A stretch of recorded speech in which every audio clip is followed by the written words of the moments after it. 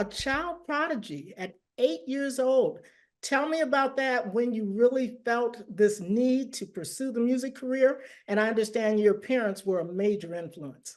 Yeah, my parents were such an influence on me. I started at around age 4, and just had a knack for the instrument. I come from a family of musicians and entertainers, so I guess a lot of that played into it. But I just kept practicing. I had a great instructor that lived in Lathrop Village, and I would go every Saturday and take lessons with him, Mr. Thomas Schwartz.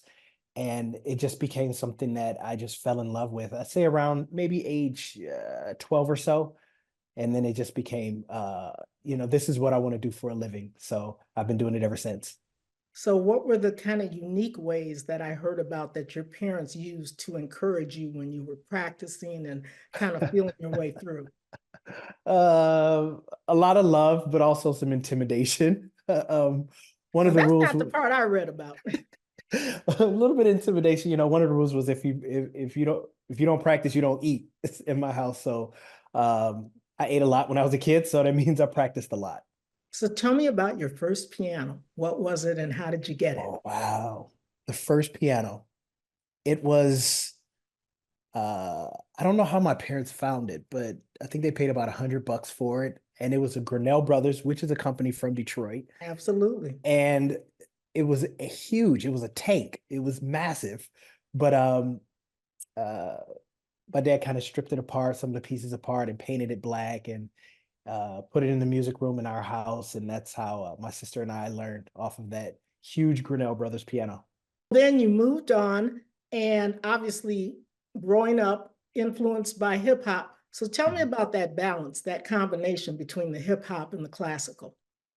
Well, it was really quite interesting because my friends would be, my friends, I would hang out with them all the time. So we would be listening to all kind of different music. Uh, but then there were certain points, like I said, I would have to practice. So I would have to leave and depart from that energy and go and play Bach or Beethoven. And for me, my listening was very, it was a little bit of everything, all genres. One of the things my mother used to always say, she said she would never worry about me listening to hip hop because I would listen to Ice Cube, and then I would listen to Tina Turner, and then I would listen to Tchaikovsky. So she never worried about what I was digesting because I was digesting all of it. The whole genre. And like you Yeah, said, your name is pronounced Bach, even though you spell it BOK. that's right. But tell me how that is an homage. Well, it's a little bit of an homage to Johann Sebastian, who for me was one of the first major uh, he shaped how we do classical music. And he was very much a renegade.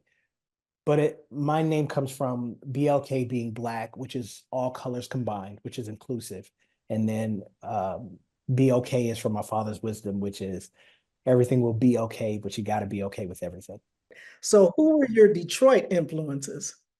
Oh, well, I came up in the Detroit jazz scene. So a lot of my instructors and teachers were the masters of the time, which, Teddy Harris and Marcus Belgrave and Charles Bowles and all the guys that were the amazing jazz masters in Detroit were my instructors, and very much like other fathers or other uncles to me. So I definitely came up in a great community. There's no better place to play music than Detroit.